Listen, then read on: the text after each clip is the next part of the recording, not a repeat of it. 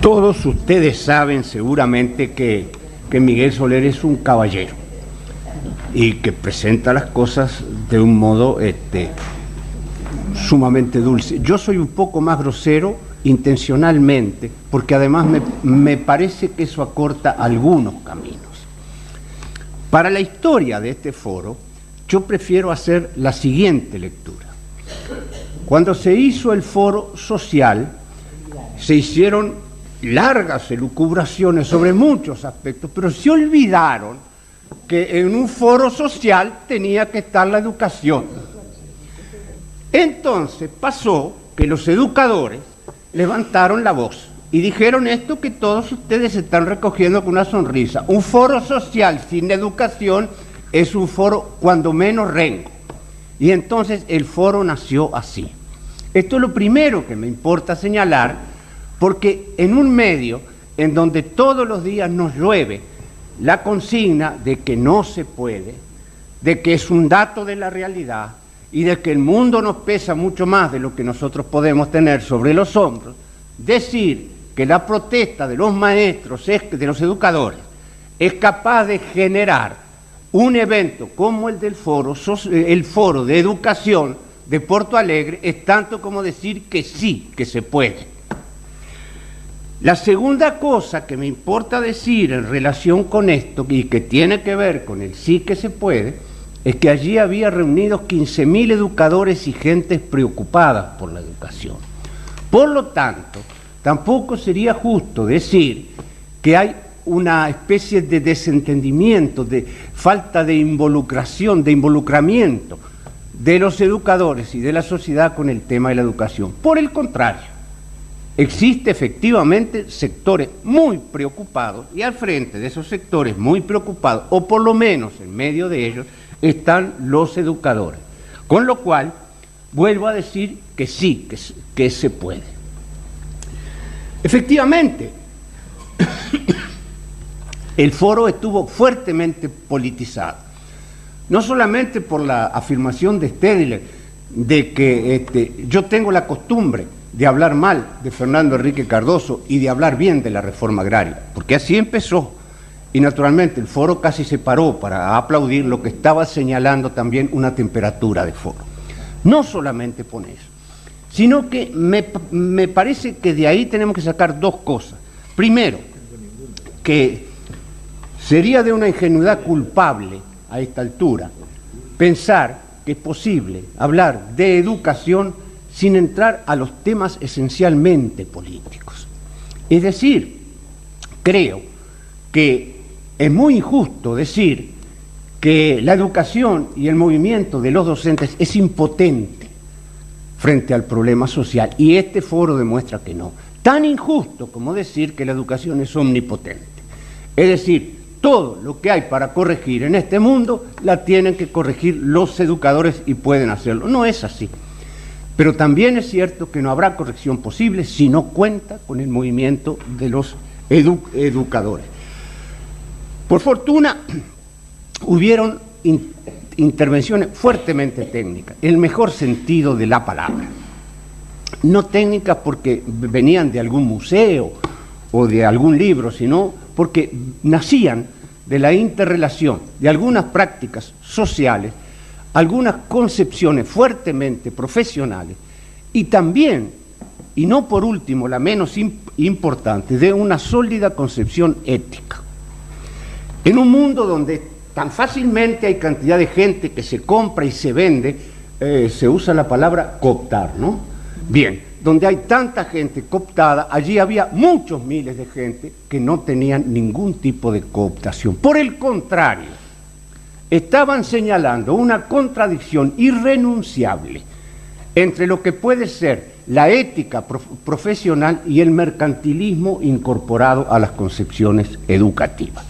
Esto es un resumencito de una cantidad de cosas que ellos dijeron, pero además eso estaba fuertemente justificado, porque el tema de la pobreza, por ejemplo, que es un tema que ningún maestro de escuela por lo menos puede dejar de tener en cuenta, como el convidado de piedra de todos los días, estuvo presente allí. El tema de la pobreza como un condicionante que no es lo mismo que un determinante, porque precisamente los maestros estaban allí porque estaban dispuestos a pelear por levantar estas cosas. Y además de este aspecto del contexto, que podríamos decir que es el contexto inmediato, hubo un énfasis muy fuerte en lo que es el contexto internacional. Las intervenciones a propósito de la presencia de las agencias internacionales en materia de educación fue demoledora. Para mí en particular fue muy ilustrativa.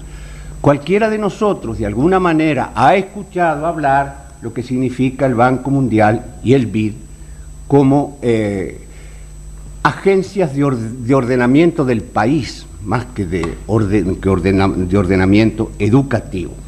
Allí Corallo particularmente y un compañero mexicano cuyo nombre no retuve,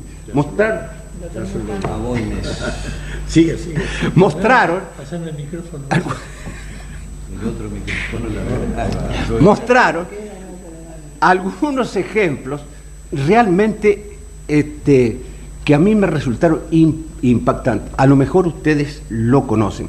Corallo, al comienzo de su intervención, a propósito de la Organización Mundial del Comercio,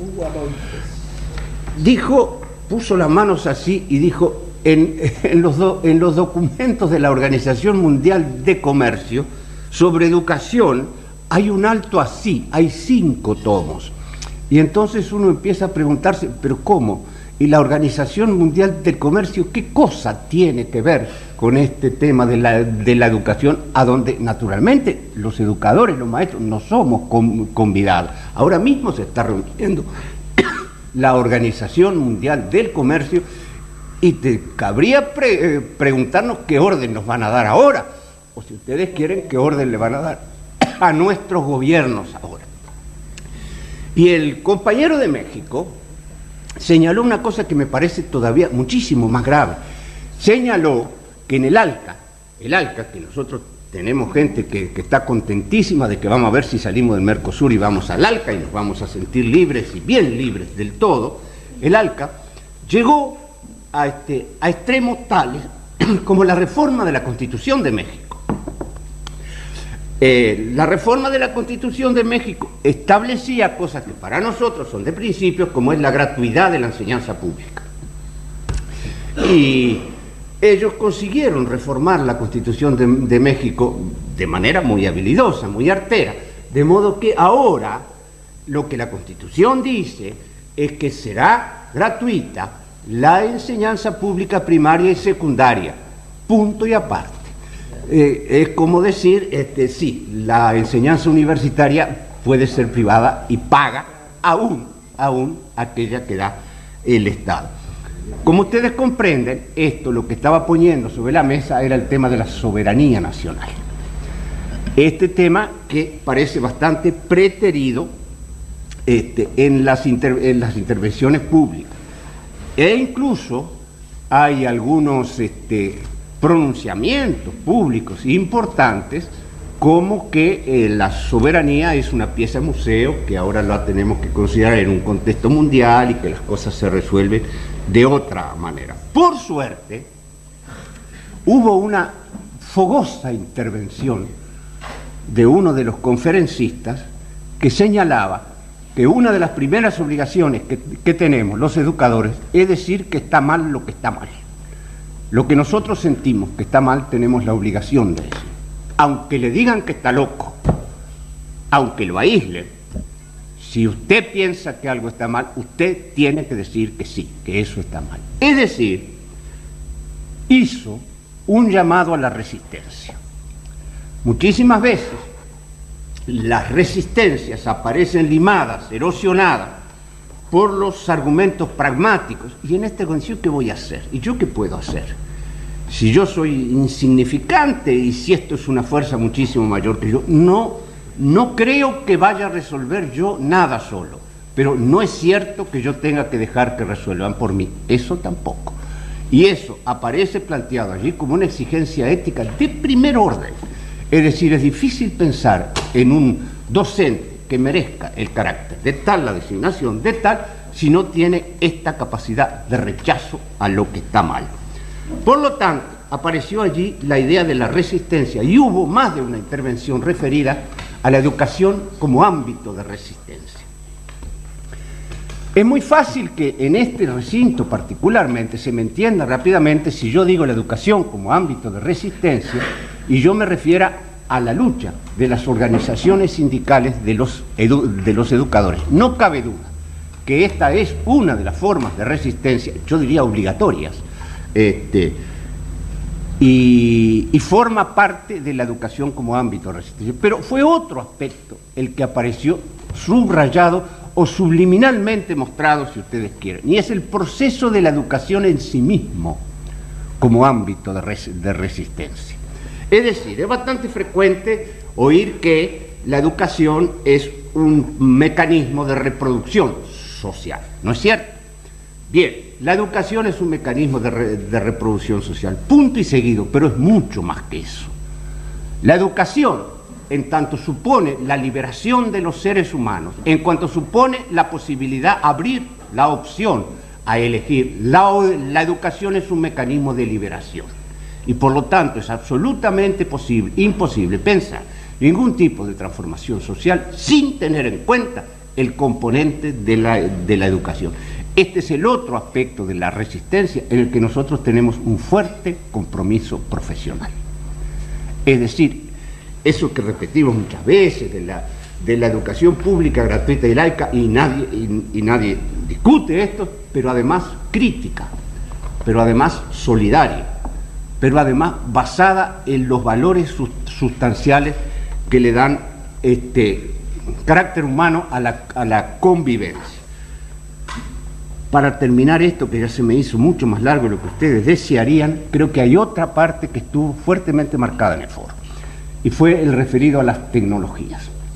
Nosotros vivimos en este mundo que se aplaude con las cuatro manos, la computación y el inglés como la salida para los seres humanos en una sociedad moderna, y el que no sabe computación e inglés está fuera del mundo.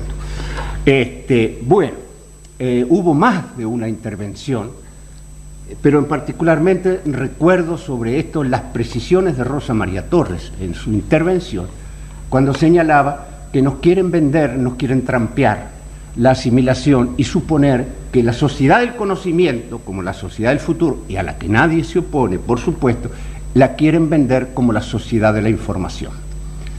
La información y el conocimiento no son ni pueden ser lo mismo.